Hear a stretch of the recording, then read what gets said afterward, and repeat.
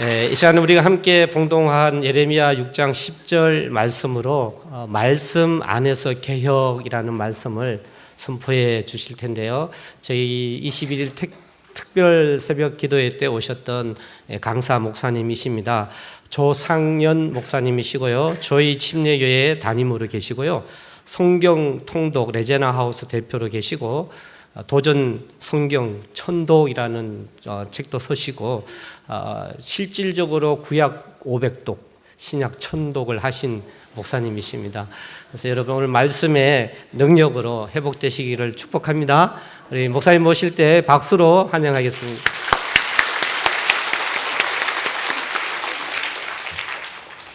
할렐루야. 네, 반갑습니다. 여러분들 목자라고 제가 들었는데 대부분이 목자죠? 저는 양인데 여러분은 목자군요.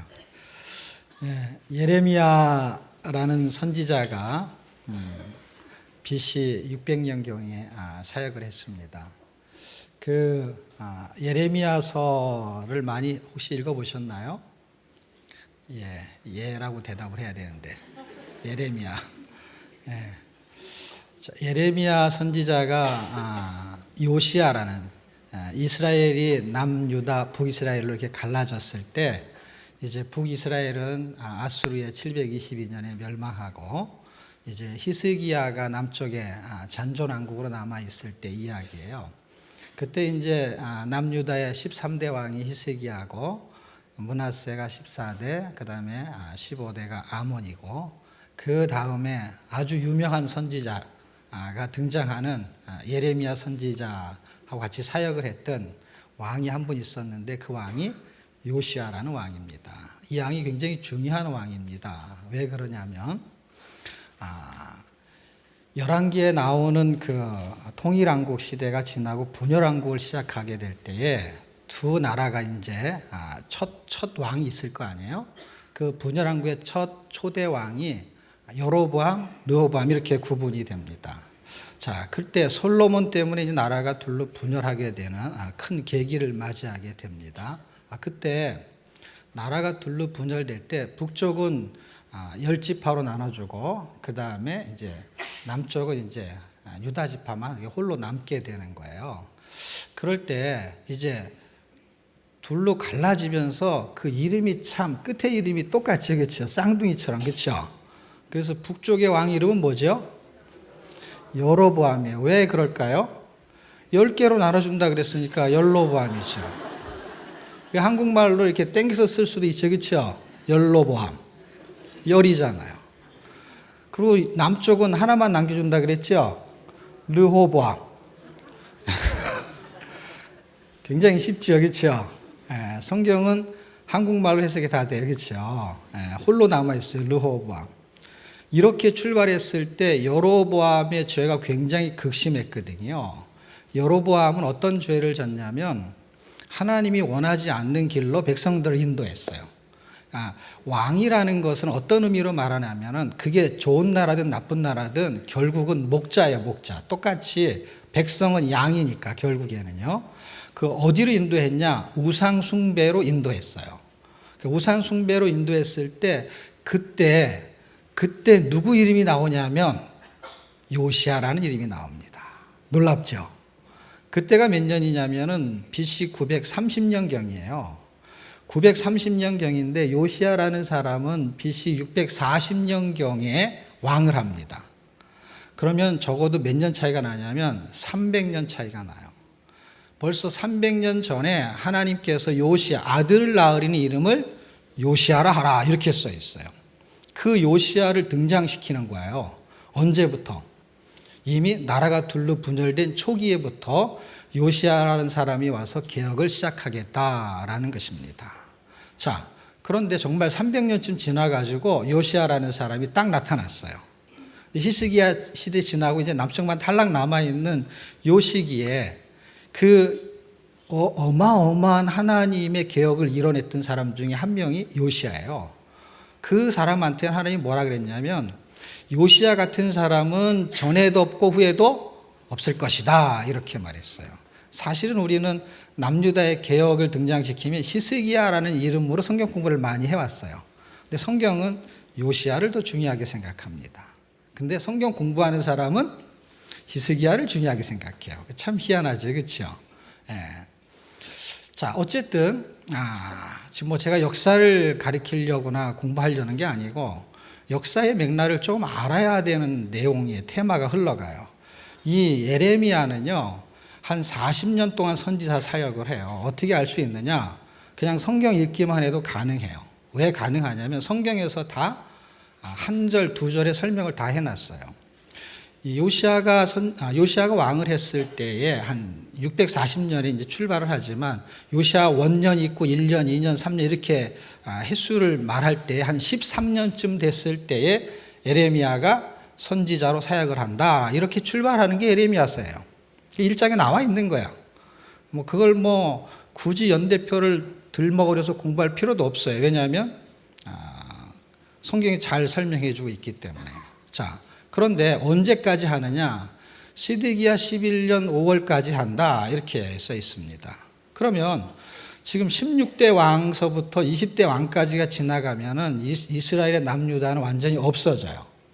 자, 이 다섯 왕이 굉장히 중요하고 이 다섯 왕의 이야기의 내용의 스토리가 예레미야서에서 전개되는 거예요. 이 다섯 명의 왕을 잘 알아야 되는데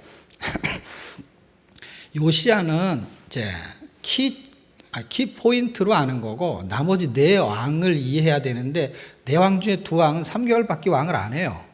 그래서 그 왕들은 그렇게 중요하지가 않아요. 이렇게 손가락을 5개를 딱 피시면은 이 앞에 있는 엄지가 요시야에 해당이 되는 게 16대 왕이야. 16, 17, 18, 19, 20 딱 20왕으로 끝나거든요. 시드기야로.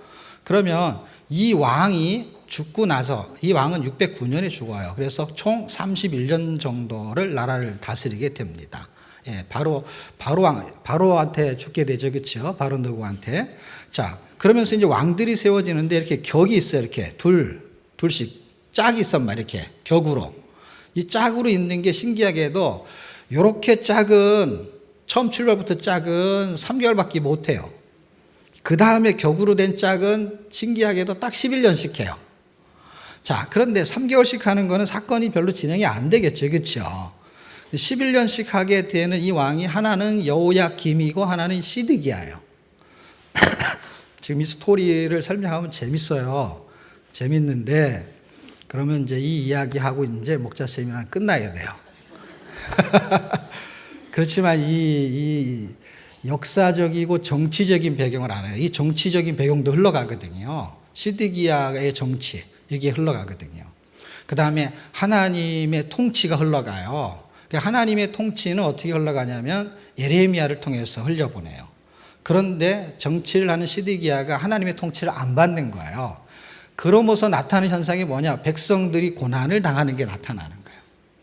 그럼 이게 지금 요번에 왕이 뽑혔으니까 대통령 대선을 말하려고 하느냐? 천만의 말씀이에요. 그 얘기를 하려는 게 아니고 지금 지도자가 결국에는 나라의 지도자는 왕이고 대통령이지만 한 교회에서는 담임 목사님이고 그 담임 목사님 혼자 목회를 하는 게 아니죠. 그렇죠? 왜냐하면 목양을 하는 거에는 중간 지도자들이 있어요.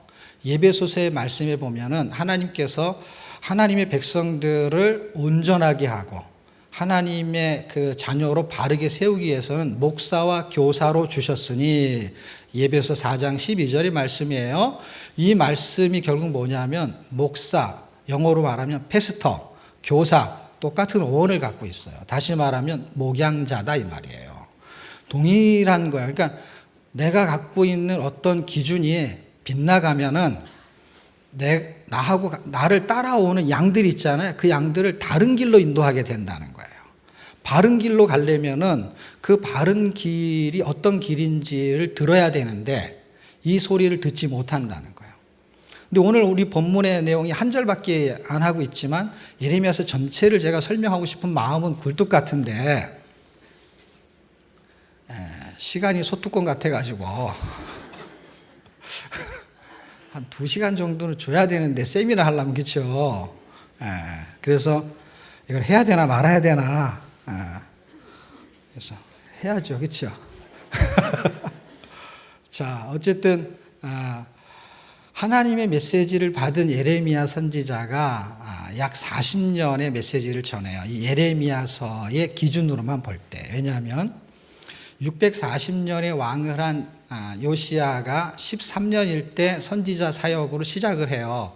그러면 609년에 요시야가 죽으니까 약 한 18년 정도, 요시야 죽을 때까지 18년 정도를 예레미야하고 같이 사역을 하게 됩니다. 개혁을 한 거예요. 왜냐하면 요시야가 개혁자이기 때문에 하나님의 말씀을 전하잖아요. 그럼 예레미야에 있는 말씀을 받아가지고 두 사람이 개혁을 했단 말이에요. 그런데 나머지 왕들은 예레미야 말을 안 듣는 거예요. 18년 동안 그런 일을 하다가 아까 말한 대로 나머지 왕들은 두 왕은 네 왕이 움직이지만 두 왕은 3개월씩밖에 안 해요. 그리고 이렇게 앞에 있는 두 왕, 격이지만 이제 붙어 있는 두 왕들은요, 재밌게도 이렇게 두 왕은 애굽의 영향을 받고 이 뒤에 있는 두 왕은 바벨론의 영향을 받아요. 그러니까 이쪽에서 폐위시키고 이쪽에서 왕을 등극시켜요. 그리고 이 뒤쪽은 이 느부갓네살 왕이 폐위를 시키고 등극을 시키는 거예요. 그러니까 앞에 건 폐위당하고 뒤에 건 등극하고 앞에 건 폐위당하고 뒤에 건 등극하고. 되게 쉽죠? 격으로. 어려워요? 쉽죠? 이렇게 격으로. 이렇게 해도 얘기가 되고 이렇게 해도 얘기가 되고, 그렇죠? 그리고 계속 짝을 이루죠. 폐위당하고 등극하고 폐위당하고 등극하고 이런 식으로. 역사의 레파토리가 되게 복잡한 것 같은데 절대로 복잡하지 않아요. 연대도 10개만 알면은요 관통을 할 수 있는 힘이 있어요. 핵심 키에 연대가 있어요. 그런 연대를 지금 이 사람들이 11년씩 하고 있는 거거든요. 그럼 이게 22년이잖아요. 그렇죠? 그럼 18년 플러스 20년 하면 40년이잖아요. 그렇죠? 약 40년. 약 40년 복음을 전하고 하나님의 메시지를 전하는데 지금 이 메시지를 계속 전하는데 곤욕을 엄청 당하는 게 누구냐면 예레미야예요.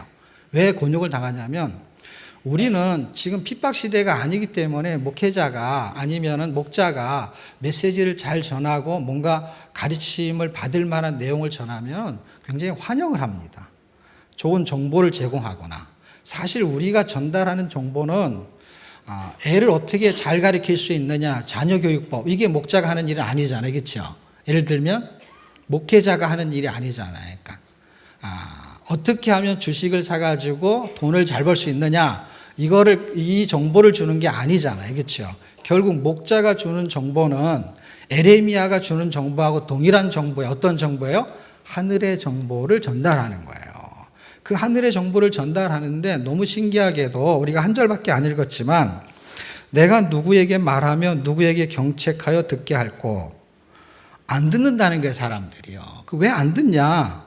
그 귀가 없어서 안 듣는 게 아니라 귀는 있어요. 그렇죠? 근데 이 귀가 뭘 받지 못했다고 써 있어요?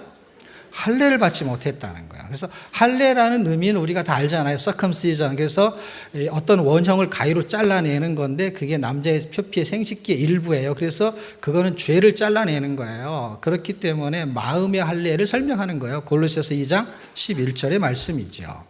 자, 이런 굉장히 깊이 있고 복잡한 이야기들을 함축적으로 성경은 단어 속에 집어넣어서 문장화시키고 있기 때문에 할례라는 의미를 이미 알고 있으면 설명할 필요는 없어요. 그러나 일단은 안다고 가정을 합시다. 근데 할례 앞에다가 귀를 붙여놨기 때문에 뭔가 의미 설명을 더 하려는 목적이 있는 것이죠. 그냥 할례 그럼 우리가 다 알아요. 그렇죠? 할례 안 할례? 할례. 그래. 다 우리는 뭐 할례죠. 예배 드릴래? 그럼 예배 드리는 거죠.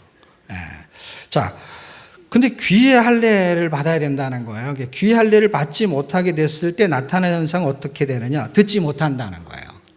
그러면 귀 먹거리 이렇게 청각 기능 장애가 있는 사람은 당연히 못 듣죠. 그런데 여기서 말하는 귀의 할례는 이렇게 육신의 표피를 잘라내는 할례 말고 마음의 할례라는 건 자를 수가 없잖아요. 그 의미적인 부여를 하는 거죠. 할례를 가지고. 그럼 이 귀의 할례도 마찬가지죠. 왜냐하면 귀를 갖고 있기 때문에 지금 듣고 있는데 못 듣는다라는 것을 비유로 설명하는 거기 때문에 지금 무엇을 못 듣느냐일 때 귀의 할례를 못 받는 게 되는 거예요. 이 세상의 소리 이렇게 지금 말하는 소리를 못 들면은 청각 장애자인 건데 지금 하나님의 말씀을 전하는 의미를 못 알아들으면은 청각 장애하고 동일시시켜 놨다라는 거야. 그러니까 예를 들면 하나님의 말씀을 못 듣는 사람이라는 걸 설명하고 싶은 거예요. 그런데 들어요, 소리를.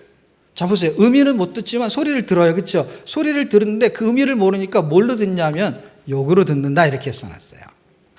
자, 하나님의 말씀이 정보를 제공해가지고 정말 우리가 들어야 될 소리를 성경이 우리한테 해주고 있어요. 그 다음에 누구한테 지금 그걸 하고 있냐면 적어도 이게 600년 경이라고 가정하면 예를 들면 지금 2000년이니까 2600년 경에 실제 누가 목회를 하고 있냐면 선지자가 목회자나 마찬가지거든요. 복음을 전하는 사람이니까. 그런데 그가 목회를 40년이나 했는데 교인이 한 명밖에 없어요. 바자로 시작해서 루자로 끝나는 사람. 바룩 하나만 그 사람 말을 받아 적어요. 바룩 외에는 다른 사람들이 어떠냐면 이 말을 다 듣기 싫어해요. 다 듣기 싫어하는 핵심적인 이유가 도대체 무엇일까 할 때 귀의 할례를 받지 못하면 딱 어떤 걸 듣기를 좋아하냐면 내가 듣고 싶은 소리를 듣겠다는 거예요. 그러면은 귀의 할례를 받지 못한 거라고 성경은 지금 말하고 있는 거예요. 그래서 내가 듣고 싶어 하는 소리가 아닌 소리를 말하니까 뭐라고 말하냐면 여호와의 말씀을 이렇게 해놨어요. 여호와의 말씀이 하나님이 전하고 있는데 이게 지금 사탄의 말도 아니고 무슨 장난의 말도 아니고 이게 예레미야 말이 아니에요. 이건 여호와의 말씀이잖아요. 그렇죠? 여호와의 말씀을 그들이 자기에게 욕으로 생각하는 거예요. 생각을 그렇게 하는 거야. 지금 저한테 욕하는구나. 예배 시간에 설교를 듣는데 그 설교자가 하나님의 말씀을 전해요. 물론 개인 간증도 있고 여러 가지가 있는데 어쨌든 그 안에는 뭐가 포함되어 있냐면 하나님의 말씀이 본질적으로 포함돼서 전달이 되겠죠. 왜냐하면 본문도 성경을 선택해서 하니까. 그런데 듣는 사람이 별로 듣고 싶은 소리가 아닐 경우에 그 사람은 지금 나한테 욕을 하는구나 하면서 이제 귀를 파는 거죠. 그런 현상이 실제는 이거는 예레미야서를 설명하니까 그러면 가정에도 있을 수 있고 학교에도 있을 수 있어요. 학교에서 영어 선생이나 수학 선생님이 그걸 가르치는데 자기가 그걸 듣고 싶지가 않아요. 공부하기가 싫다 이 말이죠. 그럼 공부하기 싫은 학생은 그 내용이 틀려서 잘못돼서 나빠서가 아니라 그냥 듣기 싫어서 어떻게 하는 거예요? 지금 샬라샬라로 들리는 거죠. 그냥 하나도 자기한테는 이렇게 유익하지가 않는 것이죠. 지금 이 소리가 좋은 소리냐 나쁜 소리냐 구분할 수 있는 키를 성경이 지금 주고 있는데 그 키가 뭐냐면 할례라는 게 기의 할례. 그러니까 내가 기의 할례를 받았냐 안 받았냐 하는 것은 성경에 기록된 말씀으로 확인이 가능할까요? 안 할까요? 가능하죠. 왜냐하면 기록이 됐으니까. 예전에는 확인을 못했어요. 적어도 예레미야 시대 때 확인이 안 됐다고 해도 저는 이해할 수 있어요. 근데 지금 우리가 예레미야 시대 때 사람하고 똑같다고 하면 이건 굉장히 문제가 심각해집니다. 물론 예레미야 시대 때 사람들도 심각한 사람들이에요. 왜 심각하냐면 성경이 완벽하게 기록되어 있지 않았지만 계속 바룩이 받아 적었고 그 바룩이 받아 적은 그 내용을 여호야김이라는 사람이 5년째 왕권을 갖고 있을 때 그 말씀을 칼로 싹둑싹둑 잘라가지고 불 속에 던진 사건이 있었단 말이에요. 그러니까 기록된 말씀이 있었지만 기록된 말씀은 나중에 확인이 되겠죠. 왜냐하면 사건이 나중에 벌어지니까. 자, 이 당시에 지금 에레미야가 선지자 사역을 할 때 요시야 이후에 이제 4명의 왕이 등장할 때 앞부분에 있는 두 왕은 애굽의 영향을 받고 뒤에 있는 두 왕은 바벨론의 영향을 받는다고 했죠. 그랬을 때 중간에 아주 중심적인 역할을 하는 사람이 누구냐면 이렇게 손가락 5개 중에서 여기가 여호야김이라는 사람인데 이 여호야김이라는 사람이 왕을 하게 될 때는 누구의 바톤을 넘겨받냐면 요시야의 바톤을 넘겨받는 거예요. 왜냐하면 중간에 이 왕은 3개월밖에 안 하기 때문에 연도가 같을 수밖에 없어요. 요차의 범위는 있지만 그 연대는 별로 중요하지가 않아요. 자, 요때 왕을 할 때가 그러니까 609년경이 되겠죠. 그렇죠? 이게 3개월이니까. 왕을 하고 4년쯤 지난 다음에 605년이라는 시간차가 흘러갈 때 그때 애굽하고 바벨론하고 전쟁이 벌어져요. 물론 609년에도 전쟁이 벌어져요. 우리는 역사를 공부하면 그건 갈그미스 전투라는 단어로 말하고, 공부를 한 사람은 제 얘기가 재밌을 것이고, 공부를 안 된 사람은 그냥 갈그미스 얘기할 필요 없이 그냥 전쟁이라고 하는 게 더 훨씬 듣기가 편해요. 그래서 제가 여러분의 상태를 제가 잘 모르기 때문에 두 개를 혼용하는데, 이렇게 하면 자꾸 시간만 가는 거죠. 왜냐하면 제가 상태를 빨리 파악을 해가지고 이걸 해도 되는지 안 해도 되는지를 알아야 되는데 제가 알 길이 없어가지고. 그렇지만 어쨌든 그게 그 사건이에요. 근데 그 전쟁에서 애굽이 패하게 되고 그 다음에 바벨론 나라가 승리하게 되죠. 그런데 이 바벨론 나라가 신흥 바벨론이라는 나라가 612년에 아수르를 먹었기 때문에, 이미 아수르를 먹으면 어디까지 먹게 되냐면 아수르가 먹었던 사마리아 성까지 다 먹게 된 거죠. 그렇죠? 그러니까 달랑 유다만 하나 남고 있는 이 상태에서 벌어지는 사건이, 이쪽의 패권은 힘을 잃어버렸고 북쪽의 패권이 밑으로 내려온 상태죠. 내려온 상태에서 여호아스는 아무런 힘이 없는 상태고, 여기가 왕을 하고 있을 당시에 가 605년인 거죠. 한 4년쯤 됐을 때. 이때 1차 포로로 잡혀가고, 잡혀간 게 예를 들면 다니엘이고, 다니엘의 여호야김도 같이 잡혀갔다 하는 게 다니엘에서 1장에 등장하게 되죠. 자, 그런 사건이 있고 나서, 그리고 7년쯤 지나면은 이제 11년을 꽉 차가지고 2차 포로 잡혀가는 게 597년이에요. 그렇게 되면은 여기 왕이 중간에 하나 세우자면 마찬가지, 여호야긴도 마찬가지고, 이 왕은 어차피 또 저쪽 북쪽으로 잡혀가게 되는 거고, 왕이 세워진 게 시드기야인데, 이건 누가 세우냐면은 북쪽에 있는 느부갓네살 왕이 세우게 되죠. 이렇게 세워진 상태에서 2차 포로가 잡혀가고 3차 포로의 중간쯤이었을 때의 사건을 제가 하나를 설명하고 싶은 거예요. 왜냐하면 이때 사건이 결국은 1차 포로로 잡혀가고 나서 약 2차 포로, 1차, 2차 포로 잡혀가고를 다 합쳐서 에레미야하고 하나냐라는 선지자가 대결을 벌이는 게 28장쯤에 나오거든요. 여기에서 누구 말을 듣냐는 게 지금 사람들이. 이때가 딱 포로로 잡혀간 지 처음 출발을 605년으로 보면은 11년쯤 지났을 때, 그러니까 약 10년쯤 1차로 잡혀가는 사람, 2차로 잡혀가는 사람 다 합쳐서, 그리고 이제 앞으로 7년만 더 있으면, 왜냐하면 이게 시드기야 4년째 얘기거든요. 4년째가 28일장의 얘기예요. 그러니까 11년이라고 했으니까 연대개서 못해도 되죠. 11년이니까 4년째 그러면 7년 남은 거예요. 그 다음에 여호야김도 몇 년째 그러면 11년밖에 못하니까 몇 년 남은 거예요. 이렇게밖에 안 남은 거예요. 예.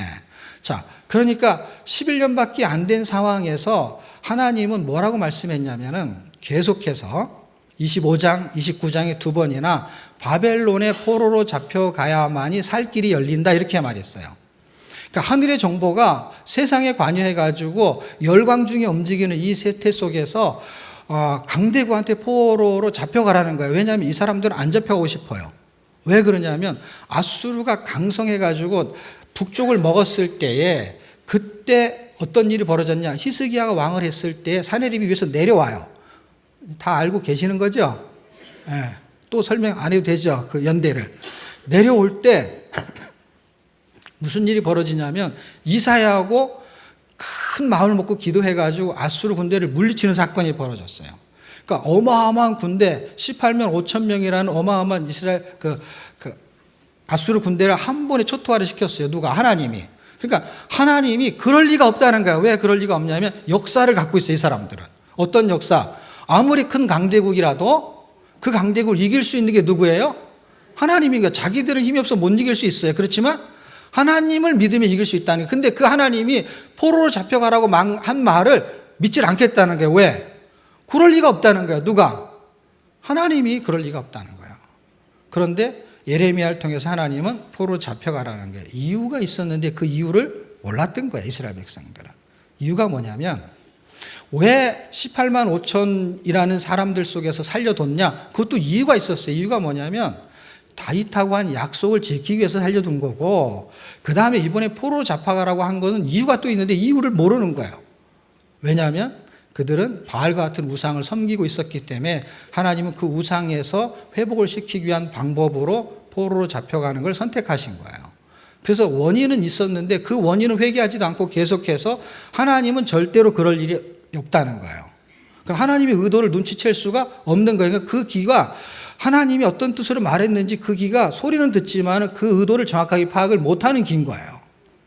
자, 11년쯤 됐을 때에 무슨 사건이 벌어지냐면 28장 한 장 전체는 하나냐 사건이 등장합니다. 그 28장에 하나냐라는 선지자가 등장해요. 근데 참 선지자, 진짜 선지자는요, 에레미야 선지자 하나밖에 없는 것 같아요. 근데 거짓 선지자는 하나냐? 엄청 많다는 거예요. 이름이 하나냐? 거짓 선지자는 하나냐? 하나가 아니라는 거예요. 그 당시에 시드기야도 있고, 왕, 이름이 똑같아서 그렇지, 시드기야도 있고, 아합도 있고, 선지자가 많았어요.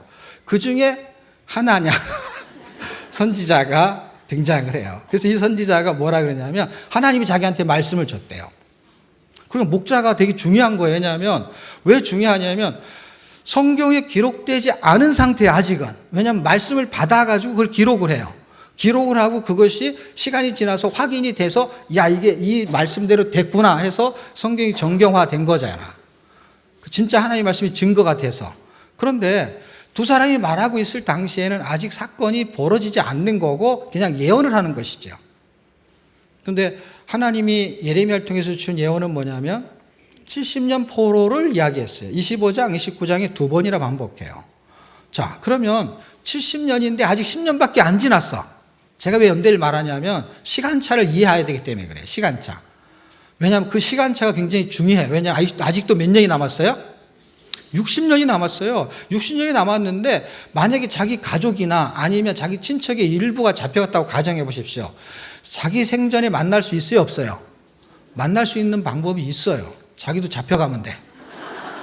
그게 3차 포로 때 기회예요. 그런데 안 잡혀가려고 작정을 했기 때문에 못 만나는 거예요. 그러니까 못 만나니까 어떻게 하면 되는 거예요?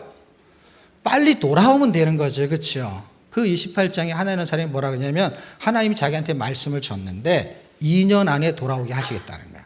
그걸 하나님이 하시겠다고 했대요. 그리고 성전에 있는 기물도 다 가져갔죠. 그렇죠? 그것도 다 돌려준다 그랬어요. 지금 뭐가 맞냐면요. 내용은 다 맞아요. 근데 시간차만 틀리고요. 시간차 틀린 게 맞죠. 그렇죠. 왜냐하면 기물과 이런 거 다 고레스가 다 돌려주죠.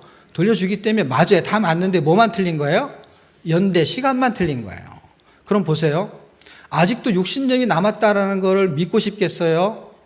아니면은 2년 안에 돌아온다는 걸 믿고 싶겠어요?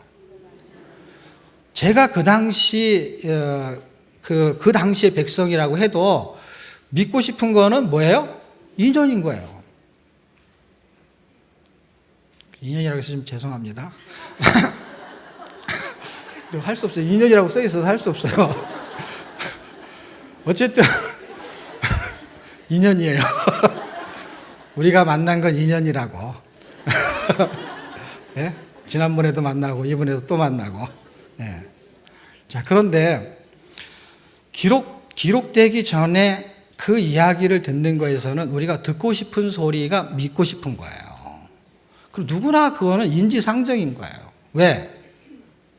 확인할 수 있는 방법이 없잖아요, 지금. 에레미야가 하는 말을 믿으려면은 믿고 싶은 어떤 구석이 있어야 되는데 그 기할례를 받지 못했기 때문에 그게 믿어지지가 않는 거예요. 그냥 사건이 발생했다고만 가정해서 두 개를 비교할 때 어떤 걸 선택하겠습니까? 그럼 당연히 다 2년을 선택하지 누가 남은 60년을 더 선택하겠어요. 그런데 이 말이 맞다고 하는 증거와 이 말이 맞다고 하는 증거를 찾아야 되는데 왜 그 당시의 백성들이 에레미야를 믿지 않는 게 잘못된 거냐? 기록되지 않았음에도. 왜냐하면 앞에 사건이 이미 있었기 때문에 그래요. 앞에 사건이 뭐냐면 에레미야가 뭐라 그랬냐면 바벨론이 쳐들어온다라는 이야기를 가끔 해요. 그럼 사람들이 다 어떤 기준을 갖고 있냐면 바벨론이 아무리 쳐들어와도 아수르가 쳐들어와도 다 막아줬잖아요, 하나님이. 그러니까 쳐들어와도 막을 수 있다라는 거야. 그건 좋아요. 근데 쳐들어올 거냐 안 올 거냐라는 게 화제가 돼버렸어요. 그러면 쳐들어왔는지 안 왔는지는 시간이 지나면 알 수 있잖아요. 시간이 지났을 때 에레미야가 말한 대로 쳐들어왔어요. 그리고 결론을 먼저 말하면 이런 거야. 또 쳐들어올 거냐 안 쳐들어올 거냐 했을 때 또 쳐들어온다고 예레미야는 말하고 다른 거짓 선지자들은 전부 다 안 쳐들어온다는 얘기를 계속 하는 거예요. 근데 한 번의 사례는 있지만은 설마 이번에 또 쳐들어오겠느냐 이 말이죠. 그렇죠? 우리나라는 3세번이라는 게 있잖아요. 그렇죠? 이 3세번까지 갑니다. 신기하게도. 예. 그래서 쳐들어왔어요. 이번에도. 그런데 이걸 반복해서 이제 3차 포로까지 다 끝났다고 가정하고요. 이제 39장 이후로 가게 되면은 그달야 예를 들면 나라가 없어지고 총독을 세워요. 세웠는데 사실 세운 총독을 죽이잖아요. 그렇죠? 왕족들이. 죽이고 나니까 에레미야한테 물어봅니다. 뭐라고 물어보냐면 이번에도 우리가 예를 들면 바벨론의 왕이 세운 총독을 죽였으니까 총독이 우리를 잡으러 올 거냐 안 올 거냐, 다시 말하면 또 쳐들어 올 거냐 안 올 거냐, 이걸 물어보는 거예요. 그때 예레미야가 뭐라고 말했냐면요, 여태까지 쭉 쳐들어온다 그러다가 이번에는 안 쳐들어온다 그랬어. 그랬더니 이걸 또 안 믿는 거예요. 안 믿는데 내용이 뭔지 아세요? 여태까지 쳐들어온다고 하다가 왜 이번에 왜 안 오니? 왜 안 오는지를 예레미야 말을 어쨌든 안 믿어요. 신기하게도요. 그 안 믿는 기준이 어디 있냐는 거예요. 그 기준은 자기 생각하고 빗대서, 그리고 무슨 확률로 자꾸 얘기하는 거예요. 확률로. 전에 안 됐는데 이번엔 됐어요. 또 됐어요. 그런데 너무 신기한 거는 지금 예레미야가 한 거를 계속 맞췄는데 마지막에 그들은 계속 오는데 자기네들은 안 온다고 말했다가 이번에 예레미야가 안 온다고 말했는데 자기네 생각에는 올 것 같은 거야. 그러니까 누구 생각이 움직이냐면 성경의 말씀이 계속해서 우리한테 전달이 될 때 사실 무슨 싸움이냐면 이게 생각 싸움인 거예요, 여러분. 하나님의 말씀과 내 생각이 붙는 거예요. 그런데 그 당시에는 그래도 기록되지 않았다고 치자고요. 그리고 이미 결과물을 아직 확인하지 않았어요. 왜냐하면 70년이 아직 안 지났어요. 그렇지만 우리는 70년이 지난 사건도 같이 보고 있잖아요. 그리고 그 상황도 보고 있잖아요. 어떤 상황? 그 중간에서 이게 맞는 거냐 틀리는 거냐 하는 게 시간 지나면 이 사람들 다 죽고 없어요. 그럼 다시 말하면 우리가 뭔가를 진리를 깨달았을 때는 이미 우리도 죽고 없는 거예요. 그러니까 그때까지 갈 일이 아닌 거예요. 이거는 지금 당장 전환이 필요한 거고 확인이 필요한 거예요. 왜냐하면 여태까지 내 생각대로 신앙생활 해왔다면 이건 내 생각대로 신앙생활 할 일이 아닌 거고, 이거는 성경과 내 생각이 부딪혔을 때 내가 어떤 위치를 차지해야 될 것인가에 대한 도전이 필요한 거예요. 근데 그거하고 목자 세미나하고 지금 무슨 상관이 있느냐 할 때 제가 하고 싶은 이야기는 어떤 소리가 듣고 싶은 거냐는 거예요. 일단 목자가 어떤 소리냐, 다시 말하면 듣고 싶은 소리를, 내가 듣고 싶은 소리를 원하는 거냐 성경에서. 그럼 그걸 그대로 목회자가 전달을 하게 되면 내가 듣고 싶은 소리가 성경에 써 있고 그것을 목회자가 전하게 되면 되게 좋겠는데, 내가 듣고 싶어 하는 소리가 아닌 내용이 성경에 기록되어 있고 이 내용을 목회자가 설교하거나 아니면 이걸 목자로서 가르쳐야 될 때 이거 굉장히 불편하고 힘든 사건이 벌어지게 된다는 거예요. 지금 내용이 좋냐 나쁘냐 이게 중요한 게 아니라 지금 그게 성경에 기록되어 있는 내용을 내가 들어야 될 소리냐 아니면 나는 듣고 싶은 소리를 원하는 거냐. 자, 보세요. 들어야 될 소리를 들어야 돼요. 1차적으로 목자는. 그 다음에는 후차적으로 그들에게 들어야 될 소리를 전해야 되는 거예요. 그러면 이게 이론화되어 있는 게 뭐냐면, 내가 듣고 싶은 소리를 듣기를 원하면은 일단 어떻게 되냐면, 내가 목양을 하고 있는 양들한테 그들도 들어야 될 소리를 전하는 게 아니라 그들이 듣고 싶은 소리로 바꿔서 전해야 되겠죠. 이게 엄청난 차이가 있습니다. 똑같은 이야기인데 완전히 달라집니다. 예, 시간이 거의 다 돼서 서론하다 끝나게 생겼지만 그래도 들어야 될 소리를 들으면 개혁이 이루어진다라고 봅니다, 저는. 그리고 이 교회가 올해 표어가 함께 개혁하는 교회라고 정했잖아요. 그러려면 이 개혁의 말씀을 듣게 되면은 내가 변화가 일어나고 그 다음에 이것이 전달이 되게 돼 있죠. 그러면 완전히 교회가 개혁이 일어나거든요. 그럼 이건 들어야 될 소리에다 초점을 잡아야 되는데, 고린도전서 3장 9절에 보면요, 목자, 담임 목회자 이런 사람들은 고린도전서 3장 9절의 말씀을 근거로 해석을 하면 하나님의 동역자들인 거예요. 하나님의 일을 하는 거예요. 이 동역자는 아까 말한 에베소 4장 12절의 말씀에 근거하면은 목사와 교사로 줬는데 뭐 하는 일이냐면 성도를 온전케 하고요, 그 다음에 봉사의 일을 하게 하고요, 그리스도의 몸을 세우게 하는 이 세 가지를 하는데, 첫 번째가 존재의 가치를 바꿔놓는 거예요. 두 번째는 봉사일을 하니까 가치 있는 삶을 살게 하는 거고요. 그리고 마지막에는 교회를 세우게 되는 거예요.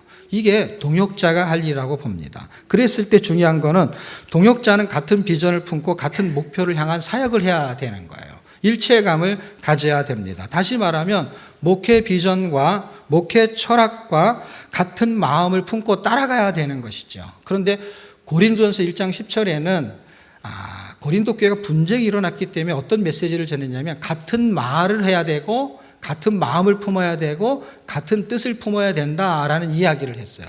그런데 이 이야기를 했던 바울이라는 사람이 로마서를 쓸 때는 재미있게도 이걸 거꾸로 말합니다. 그래서 서로 한 뜻이 되고 이 15장에 하는 얘기거든요.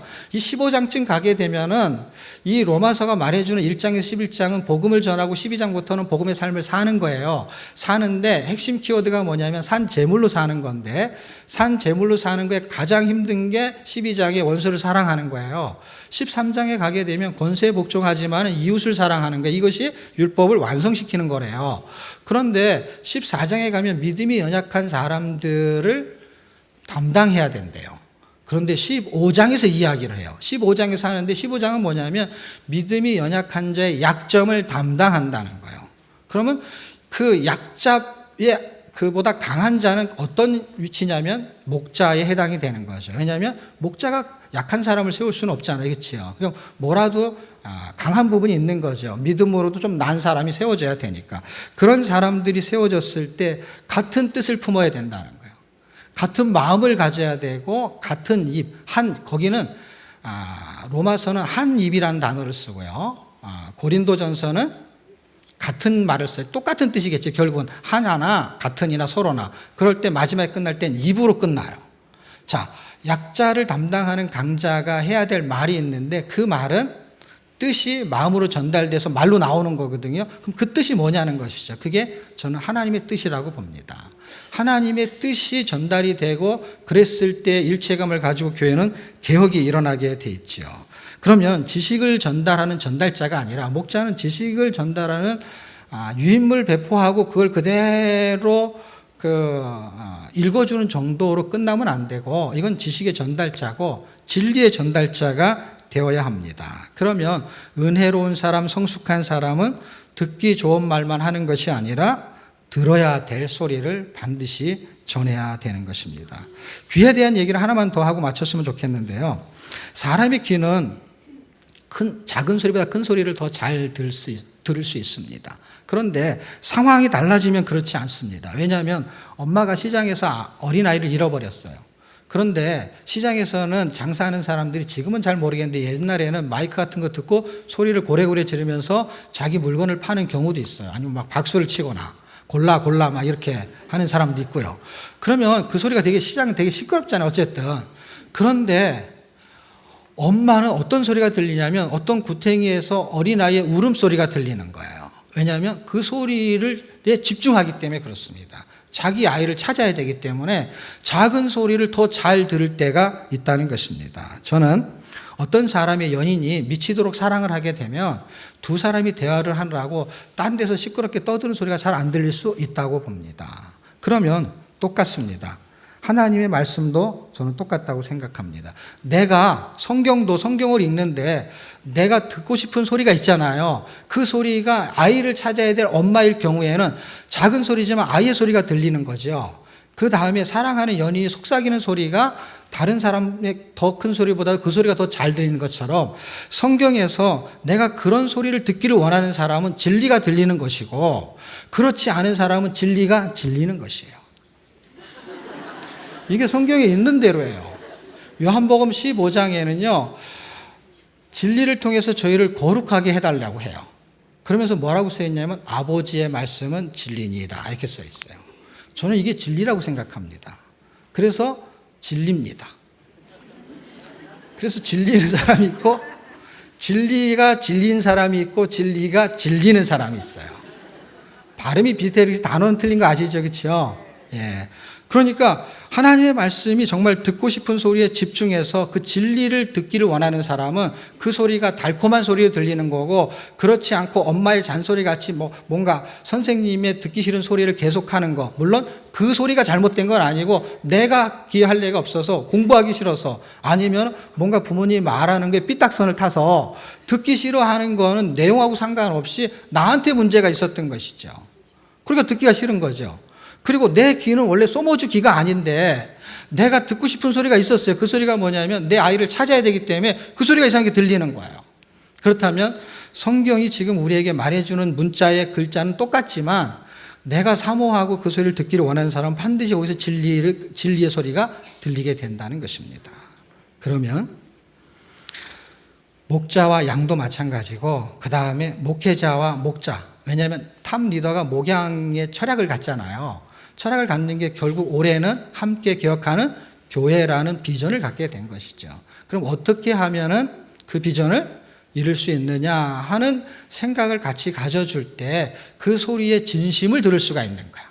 목자의 진심을. 뭐 때문에 저렇게 말하는 거냐? 혼내키려고 말하는 거냐? 아니면은 사실 부모가 자식을 혼내키려고 말하는 건 별로 없어요. 왜냐하면 잘 되기를 원하는 거죠. 하나님이 왜 포로로 잡혀가려고 그냥 항복을 하라고 했느냐 할 때 멸망시키는 게 목적이 아니었죠. 그들을 회복시키는 거에 한 수단을 썼는 건데, 회복시키려는 사랑을 발견하지 못했기 때문에 안 좋은 소리를 들었던 것이고, 그 안 좋은 소리는 결국 성경이 욕이라고 표현을 했던 것입니다. 여러분, 결론을 내면 목자는 중간 지도자의 위치입니다. 저는 가장 힘든 위치에 여러분이 서 있다고 생각을 합니다. 듣고 싶은 소리만 듣기 원하면 목장 식구들에게 듣고 싶은 소리를 들려주게 돼 있고, 들어야 될 소리를 듣기를 원한다면 목장 식구들에게 들어야 될 소리를 들려주게 돼 있습니다. 한 5분 더 해도 됩니까? 예? 네, 한 5분만 더 해도 되죠? 사실 10분은 하고 싶은데 5분만. 네, 개혁은 안에서 이루어지는 거라고 봅니다. 그래서 말씀 안에서, 말씀을 통해서 내가 깨지고 회복이 되고, 그래서 성숙한 사람이 되어서 정말 진리가 들리고 진리를 전달하는 전달자가 되어야 하는데, 제가 달걀을 예를 하나만 들고 마칠게요. 여러분, 닭이 알을 낳잖아요. 우리는 그걸 뭐라 그래요? 달걀, 계란이라 그러죠. 그 북한 사람들은 뭐라 그러냐면 다갈이라 그러더라고요. 다갈. 닭이 알을 낳았다 그래서 다갈이라 그래요. 처음에 그 소리 들었는데 갑자기 당황스럽더라고. 그런데 알을 낳는데 그 알에 생명체가 들어있잖아요. 근데 겉에는 그게 껍질이잖아요. 껍질. 이렇게 들어있는데 껍질이 없이 나올 수는 없잖아요. 그렇죠? 그거는 변이라고 해요. 변. 껍질 없이 나오는 거. 이런 변고가 있어요. 네. 그래서 그거는 변이고, 이건 뭐예요? 이건 알이에요. 알. 이걸 알만한 사람은 다 알죠. 그래서 이렇게 알이 나왔어요. 그렇죠? 그 나왔을 때 이 알 자체의 목적이 도대체 뭐냐는 거예요. 껍질의 목적은 생명을 보호하는 데 있어요. 그러면 이 알 전체의 목적은 뭐냐는 거예요. 생명에 있는 거죠. 생명에 있는데 이가 스스로 자기를 깨고 나오면 병아리가 되는 거 아시죠? 그렇지만 이게 자기가 스스로 깨고 나오려고에 대한 개혁의 의지가 없는 상태에, 이걸 좀 개혁을 하고 싶어서 남이 자꾸 잔소리하고 그러면 자꾸 이렇게 뭘 깨우침을 당하는 거 있잖아요. 근데 자꾸 듣기가 싫어.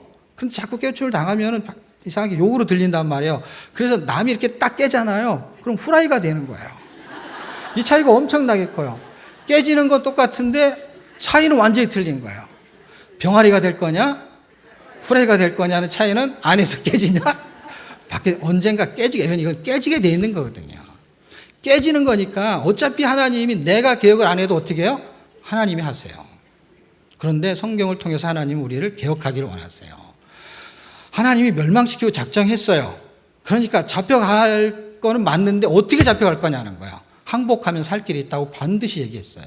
몇 번이나 반복했는지 몰라요. 근데 시드기야가 그 말을 듣지 않습니다. 이유는 간단해요. 왜 간단하냐면 시드기야가 체면 때문에 개혁을 못합니다. 그리고 체면이라는 이야기 단어는 써있지 않지만 내가 어떻게 항복하냐?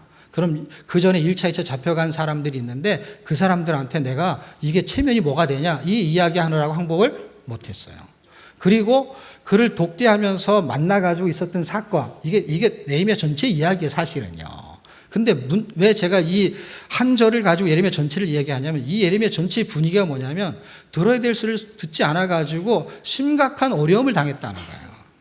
결국 하나님께서는 종교의 500주년을 맞이하게 하는 이 해에 또 그 다음에 여의도 침례교회에 하나님이 함께 개혁하는 게 물론 세부적인 내용은 저는 잘 모릅니다. 그냥 그 주제만 압니다. 그런데 개혁이 일어나려면 적어도 내부에서 일어나야 되고 그것이 하나님이 전달자가 있어요. 누구를 통하냐? 에레미야를 통해서 오는 것처럼 목회자를 통해서 하나님이 주신 거거든요.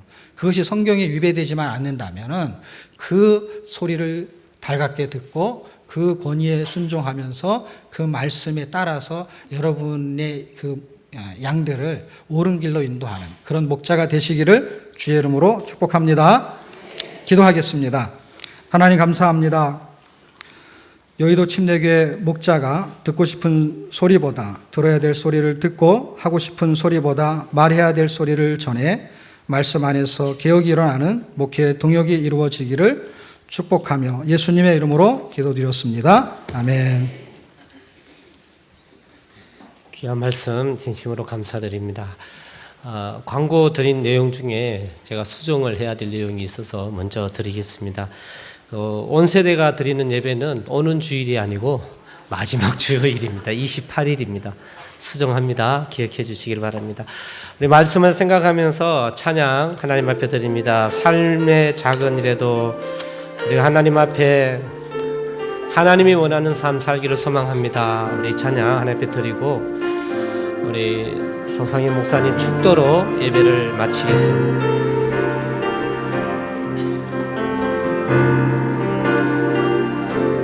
삶의 작은 일에도 그 마음을 알기 원하네. 그 좁은 길로 가기 원해. 나의 작음을 알고 그분의 크심을 알며 소망 그 깊은 길로 가기 원하네.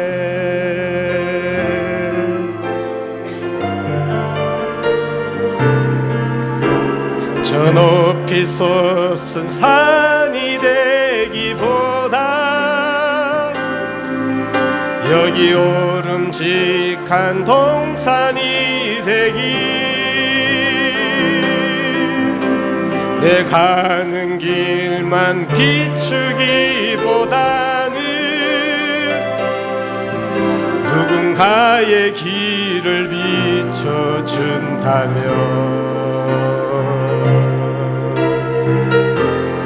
내가 노래하듯이 또 내가 얘기하듯이 살기 난 그렇게 죽기 원하네. 삶의 한 절이라도 그분을 담기 원하네. 사랑 그 높은 길로 가기 원하네. 좁은 길로 가기 원하네. 좁은 길로 가기 원하네. 그 깊은 길로 가기 원하네. 그 깊은 길로 가기 원하네. 그 높은 길로 가기 원하네. 우리 하나님 주신 말씀 붙들고 하나님 앞에 나아가기를 소망합니다. 하나님, 내가 하나님이 원하시는 말씀 듣고 하나님이 원하시는 말씀 전하는 하나님의 사람이기를 원합니다. 나를 도와주시고 하나님이 원하시는, 하나님이 기뻐하시는 교회로 고쳐지도록 나를 사용하여 주옵소서. 우리 이렇게 한번 합심해서 이 3분간 기도 드리고 조상희 목사님 축도해 주시겠습니다. 기도하겠습니다. 살아계신 아버지 하나님, 오늘도 하나님의 사람으로 하나님 앞에 예배드리며 하나님의 말씀을 듣게 하심을 감사합니다. 주님, 우리에게 원하시는 하나님의 그 음성 우리의 귀로 듣게 하여 주시옵소서. 하나님이 원하시는 이 말씀이 진정 하나님의 내 삶 속에 또 내가 하는 사역 가운데 선포될 수 있도록 하나님 나를 사용하여 주시옵소서. 주님, 우리의 귀가 열리기를 원합니다. 하나님, 우리의 눈이 하나님의 뜻에 있기를 소망합니다. 주님, 이 자리에 불러준 많은 목자들 위해 은혜를 베풀어 주시옵시고, 오늘 하나님 주신 귀한 말씀 붙들고 그 말씀대로 하나님 말씀을 들으며 전할 수 있는 하나님의 사람들 되게 하여 주옵소서. 그래서 하나님이 기뻐하는 우리 여의도 침례교회가 되기를 소망합니다. 하나님이 간섭하시고 강권하여 주셔서 저희 교회 위에 사랑하는 목자들 위에 역사하여 주시옵소서. 줄 찬양합니다.